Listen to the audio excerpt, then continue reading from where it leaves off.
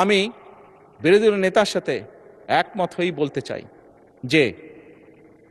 যে কথাটি কয়েকবার আমি রিপিট করেছি, আবারও আমি রিপিট করতে চাই, কারণ আমি মনে করি এটা উনি একটি ইম্পর্টেন্ট কথা বলেছেন যার সাথে আমি সম্পূর্ণভাবে একমত।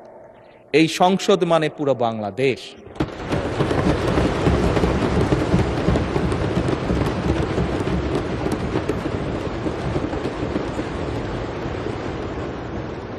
এই সংসদ মানে, এই সংসদের সফলতা মানে ভবিষ্যৎ সমৃদ্ধ বাংলাদেশ। এবং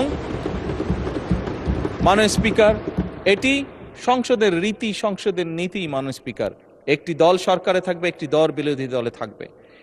সেই জন্যই আমি বারে বারে বলছি, এই সংসদের দ্বারা গঠিত সরকার। মাননীয় স্পিকার, এই সরকারের টিকে থাকা, এই সরকারের সফলতা মানেই কিন্তু সমৃদ্ধির পথে এগিয়ে যাওয়া।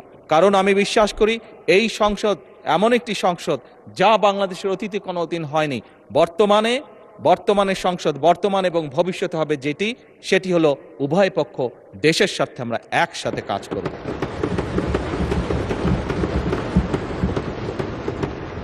মাননীয় স্পিকার, আমরা উভয় পক্ষ আসুন কেউ কাউকে ব্যর্থ করতে চাইব না।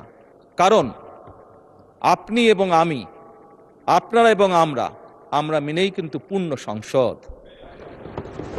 আমরা মিলেই কিন্তু পূর্ণ সংসদ। কাজে আপনি ব্যর্থ হলে আমি ব্যর্থ, আমি ব্যর্থ হলে আপনি ব্যর্থ। এই কথাটি আমাদেরকে মনে রাখতে হবে। এবং আমরা যে কোনো একজন ব্যর্থ হলেই বাংলাদেশ ব্যর্থ হয়ে যাবে। আমরা কেউই এই সংসদের কোনো একজন সদস্য আমরা শয়নে স্বপ্নে কেউ ব্যর্থ বাংলাদেশ দেখতে চাই না। কারণ বর্তমান বাংলাদেশ ৭১-এর পরবর্তী বাংলাদেশ যেরকম শহীদের রক্তের উপরে দাঁড়িয়েছিল, বর্তমান বাংলাদেশ এবং বর্তমান সংসদ একইভাবে হাজারো শহীদের রক্তের উপরে দাঁড়িয়ে আছে।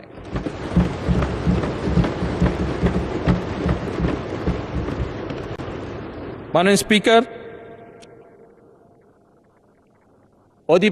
শেষ অধিবেশনের দিনে আমি আমার অবস্থান থেকে আবার পরিষ্কার করে দিতে চাই, আমার সরকারের অবস্থান থেকে আবার পরিষ্কার করে দিতে চাই যে আমরা সকল সময় প্রস্তুত আছি বিরোধী দলের সদস্যদের সাথে বাংলাদেশের স্বার্থে, বাংলাদেশের মানুষের সাথে যে কোনো আলাপ আলোচনায় অংশগ্রহণ করার জন্য।